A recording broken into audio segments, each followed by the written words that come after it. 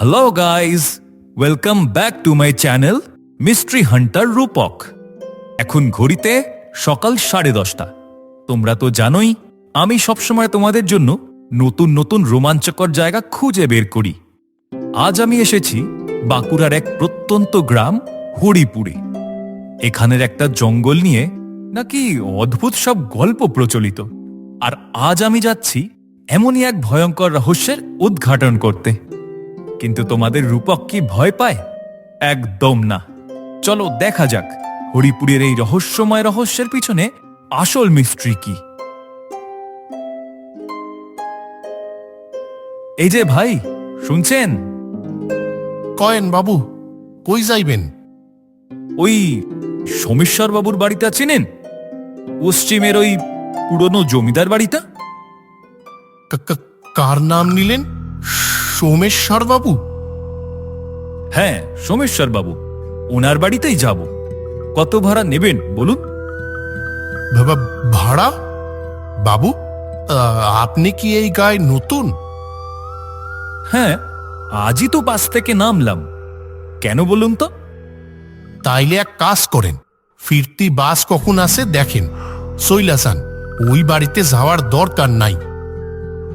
আরে ভাই, অদ্ভুত তো। আমি কলকাতা থেকে এত দূরে এসেছি কাজ করতে, আর আপনি বলছেন চলে যেতে। আমি ওনাকে চিনি, ওনার চিঠি পেয়ে এসেছি। আপনি যাবেন কিনা বলুন, ডবল ভাড়া দেব। ডবল কেন? 10 গুণ দিলেও সনাতন কিছুতেই ওই মুখ হবে না। সোমেশ্বর তটের নাম মুখে আনলে রাইতে ঘুম হয় না বাবু। ওই জঙ্গল, ওই বাড়ি, সব সব কিছু অভিশপ্ত। ধুর মশাই, আপনারা গ্রামের লোকেরা না সবকিছুতে শুধু ভূত দেখেন। ঠিক আছে, রিক্সা লাগবে না, আমি হেঁটেই চলে যাব। রাস্তাটা কোন দিকে শুধু সেটা বলুন। ও, ওই যে পথটা দেখছেন, ওইটা ধইরা সোজা জঙ্গলের দিকে চলে যান। তবে বাবু, একটা কথা কই, আবার কি? দিনের আলো থাকতে থাকতেই যা করার করেন। ওই জঙ্গলে রাইতের বেলা মানুষ থাকে না, অন্য কিছু থাকে। অন্য কিছু? বাঘ ভাল্লুক? না বাবু, জানোয়ারের দয়া মায়া থাকে, অগুর নাই। যান বাবু, নিজের কপাল নিজে বাসেন, আমি পালাই।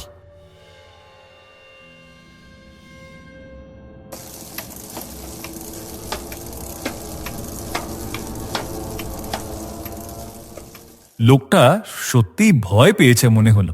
যাজ্ঞা, কন্টেন্টের জন্য একটু সাসপেন্স তো দরকারি। চলো রূপক, লেটস গো।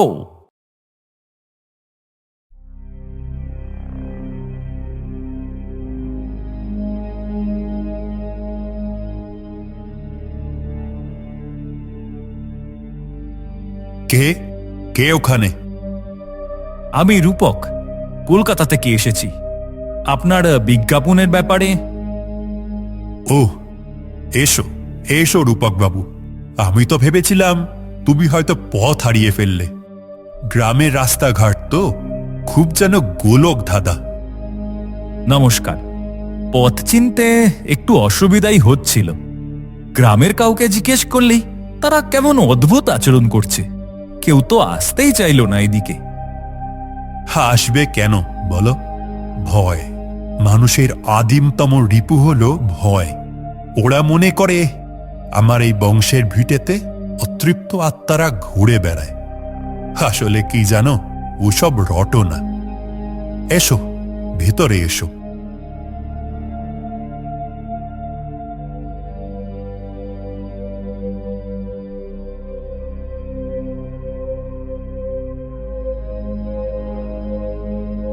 বাড়িটা তো আপনার বিশাল, কিন্তু এত নির্জন কেন? আর কেউ থাকে না?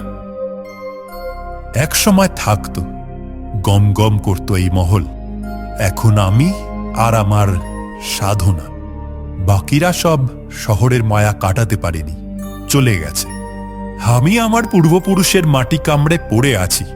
আচ্ছা সোমেশ্বর বাবু, বিজ্ঞাপনে লিখেছিলেন গুপ্ত রাজকোষ, ব্যাপারটা আসলে কি? পদ্মাবতী মন্দির নাম শুনেছ? ইতিহাসে পড়েছি বলে মনে পড়ছে না।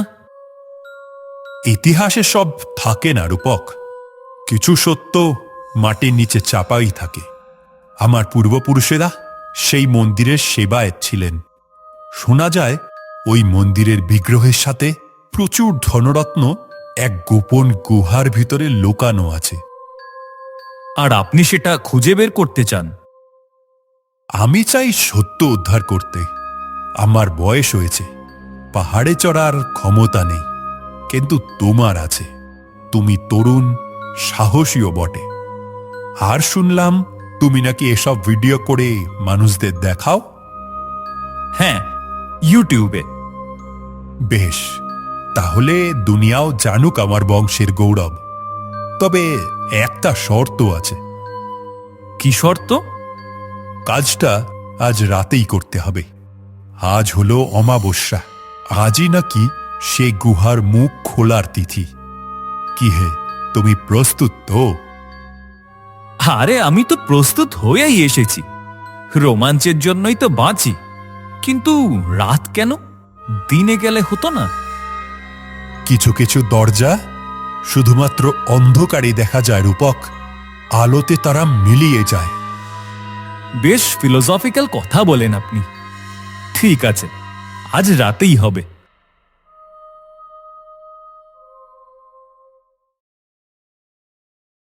ও দাদা, চায়ে চিনিটা একটু কম হয়েছে, আর একটু চিনি দিন তো। এই দিচ্ছি বাবু। তা আপনি কি ওই জমিদার বাড়িতে উঠেছেন? হ্যাঁ, সোমেশ্বর বাবুর বাড়িতে। কেন বলুন তো?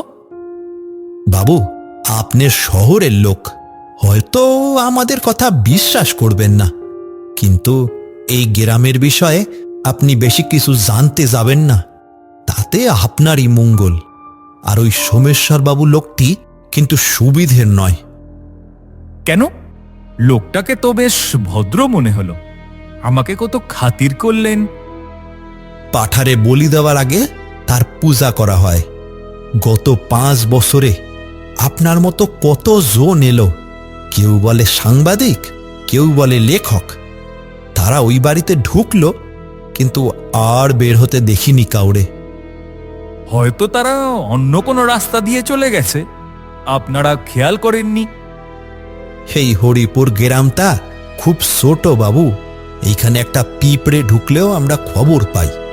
আর ওই বাড়ির পিছনের জঙ্গল থেকে অমাবস্যার রাতে এমন সব আওয়াজ আসে, মানুষের গলার মতো, আবার জানোয়ারের মতো। ঠিকই কয়েছে হরিপদদা। ওই বাড়িতে কাল রাইতেও আমি কান্নার আওয়াজ পাইছি।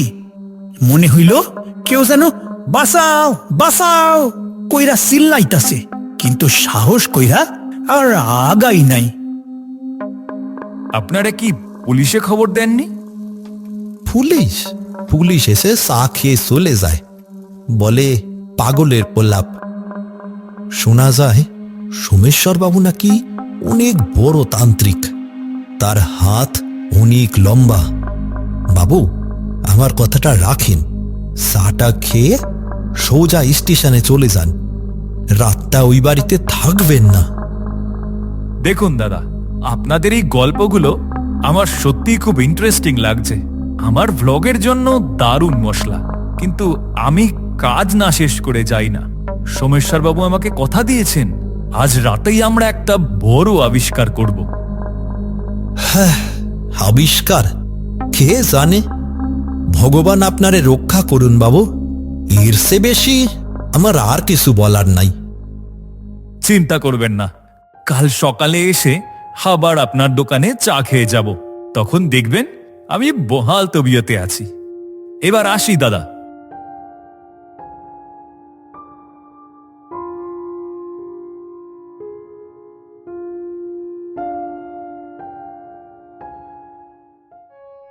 এখন ঘড়িতে বাজে রাত 10টা। সোমেশ্বর বাবুর এই বিশাল পুরনো বাড়িটা এখন কবরের মতো শান্ত। কারেন্ট নেই, শুধুমাত্র মোমবাতির আলো।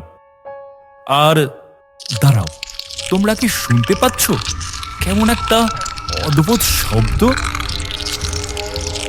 শব্দটা বাড়ির পিছনের বারান্দা থেকে আসছে। মনে হচ্ছে কেউ যেন হাড় চিবোচ্ছে।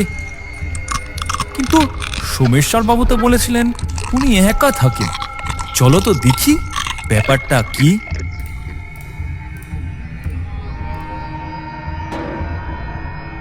কে কে ওখানে?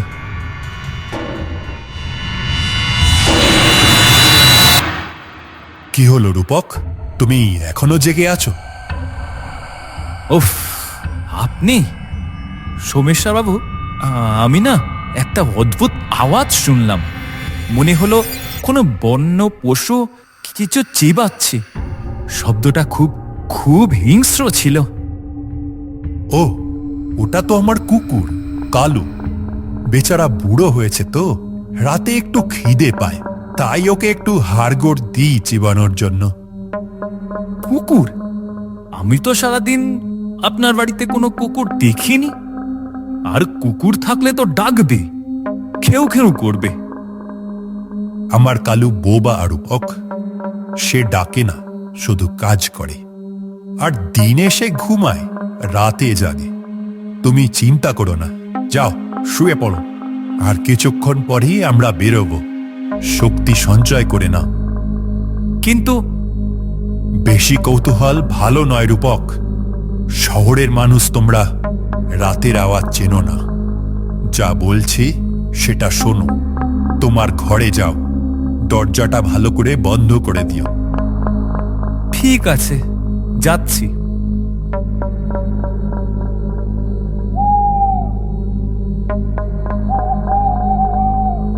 সোমেশ্বর বাবু, আমার টর্চটা খুঁজে পাচ্ছি না। আপনার কাছে অতিরিক্ত কোনো আলো আছে? ওই কোণের সিন্দুকটা দেখো, ওখানে কিছু পুরনো জিনিসপত্র আছে। হয়তো কোনো টর্চ বা লণ্ঠন পেয়ে যাবে। আমি ততক্ষণে পূজার সামগ্রীগুলো সব গুছিয়ে নিই। ঠিক আছে। এ কি, এত হাত ঘড়ি কেন এখানে? সব তো দামি ঘড়ি। আর এগুলো মানি ব্যাগ। 1, 2, 3, প্রায় 15-20টা মানি ব্যাগ। কি হলো, পেলে কিছু? আগে না, টর্চ তো নেই। কিন্তু সোমেশ্বর বাবু, এই ঘড়ি আর মানি ব্যাগগুলো কাদের? এগুলো তো বেশ নতুন মনে হচ্ছে। ওগুলো ওগুলো আমার ভক্তদের। যারা আমার কাছে উপকারের জন্য আসে, তারা খুশি হয়ে দিয়ে যায়। আমি কি আরো সব ব্যবহার করি? গরিব দুঃখীদের দেবা বলে রেখে দিয়েছি। কিন্তু কেউ খুশি হয়ে নিজের ব্যবহৃত পুরানো মানি ব্যাগ কেন দিয়ে যাবে? আর ওই চশমাটা, এটা তো পাওয়ারওয়ালা চশমা। কেউ তার পাওয়ারের চশমা দান করে যায়? তুমি খুব বেশি প্রশ্ন করো রূপক। আমরা এখন একটা মহৎ কাজে যাচ্ছি, মনটা স্থির রাখো। তুচ্ছ বিষয় নিয়ে মাথা ঘামিও না। ইলেকট্রিক লাইটের চেয়ে আগুন অনেক বেশি পবিত্র। আর আগুন জন্তু জানোয়ারেরাও ভয় পায়। সত্যি জন্তু জানোয়ার নাকি অন্য কিছু? এই লোকটা নির্ঘাত কিছু লোকোচ্ছে, কিন্তু এখন তো আর ফেরার পথ নেই। আমাকে ব্যাপারটা শেষ পর্যন্ত দেখতেই হবে। চলুন, আমি তৈরি।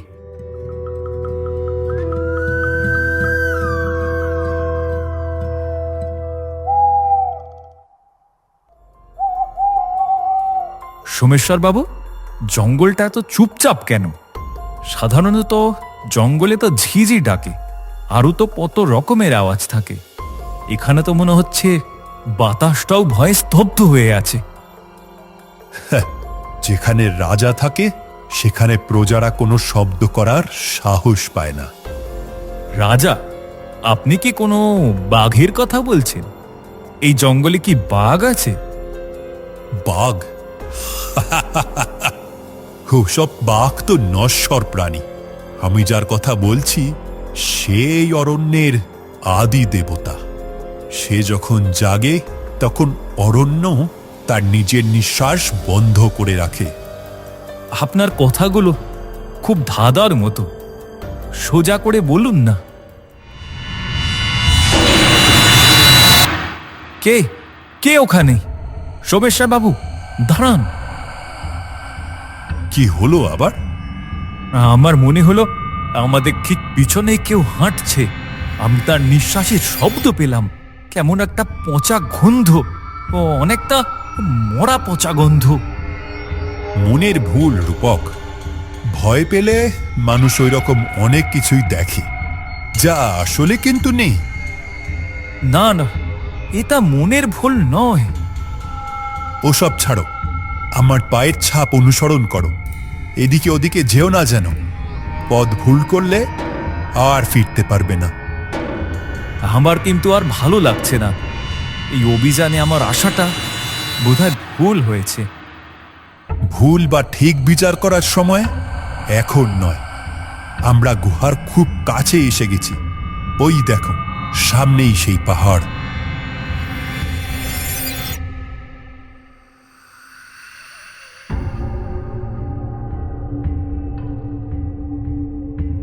এসে গেছি।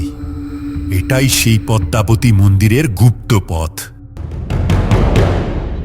কিন্তু এটা তো কোনো মন্দিরের পথ মনে হচ্ছে না।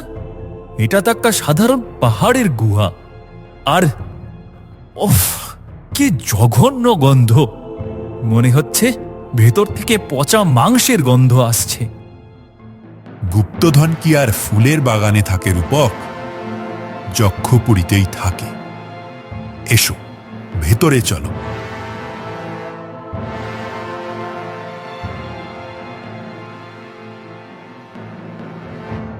ও কিসের ওপর পা দিলাম? সোমেশ্বর বাবু, এগুলো কি? কি দেখছো? হাড়, মানুষের হাড়, খুলি। এখানে এত মানুষের কঙ্কাল কেন? আপনি বলেছিলেন এটা রাজকোষ। রাজকোষই তো। হ্যাঁ, তবে তা সোনা দানার নয়। আপনি আপনি পথ আটকালেন কেন? শিকার একবার ধরার পর খাঁচার দরজা তো বন্ধ করতেই হয়। শিকার মানে? ওই সিন্ধুকের ভেতর ঘড়িগুলো দেখেও বুঝিসনি মূর্খ? ওগুলো তাদের, যারা তোর আগে এখানে এসেছিল। তারা কেউ ফেরেনি। আপনি আপনি খুনি। আপনি আমাকে যেতে দিন। আমি কাউকে কোনো কিচ্ছু বলবো না। খুনি? ছি, আমি তো তান্ত্রিক। আমি শুধু মাধ্যম। আসল কাজ তো তিনি করেন। তিনি? কে তিনি? একটু ধৈর্য ধর, এখনই দেখতে পাবি। এবার তোর শেষ অঙ্ক শুরু রূপক। 100। আজ সংখ্যাটা পূর্ণ হবে।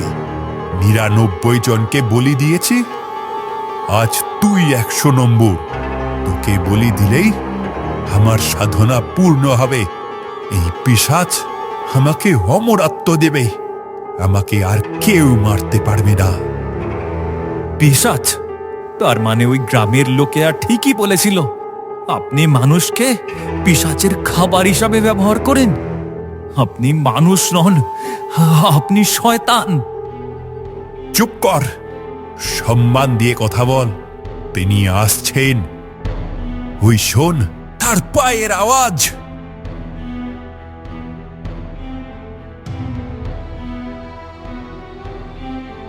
প্রণাম কর। ইনি আমার প্রভু, ইনি সেই রাজা। প্রভু, আপনার আহার প্রস্তুত। আমি সোমেশ্বর, আপনার সেবক। এই নধর যুবকটিকে আপনার চরণে সমর্পণ করলাম।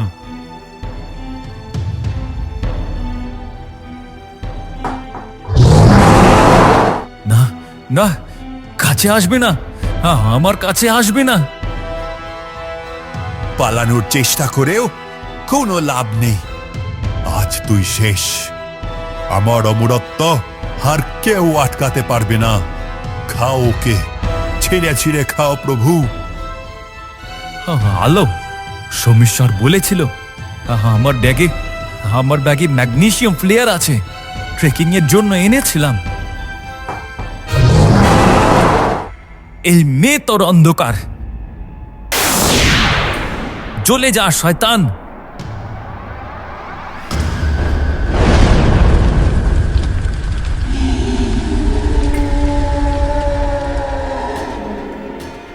রূপক, এটা তুই কি করলি? নিভিয়ে দে ওটা!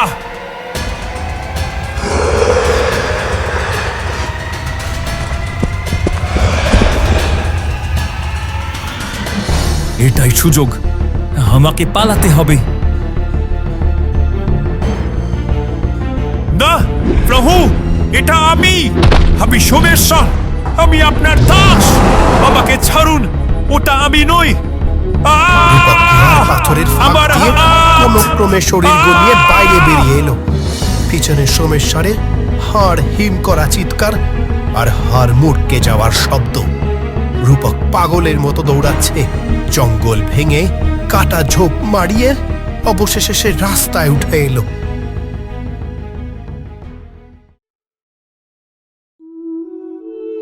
ও দাদা, টিকিটটা নেন দাদা।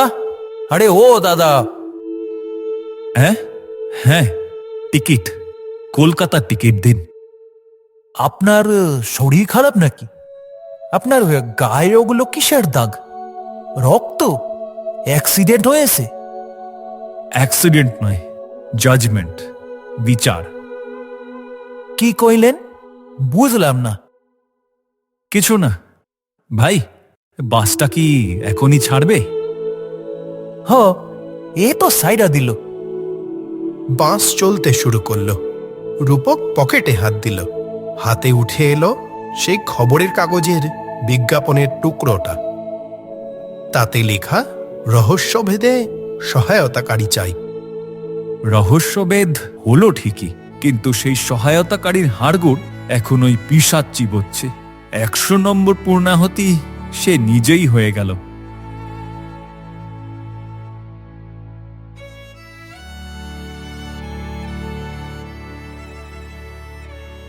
মিস্ট্রি হান্টার রূপকের শেষ ভিডিওটা আর রেকর্ড হলো না, তবে গল্পটা আমার সাথেই যাবে। বিদায় সোমেশ্বর তট, বিদায় হরিপুর। রূপক সিটে মাথা এলিয়ে দিয়ে চোখ বন্ধ করল। সেই বাসের চাকার শব্দের সাথে নিঃশব্দে মিশে রইল এক চাপা আতঙ্ক।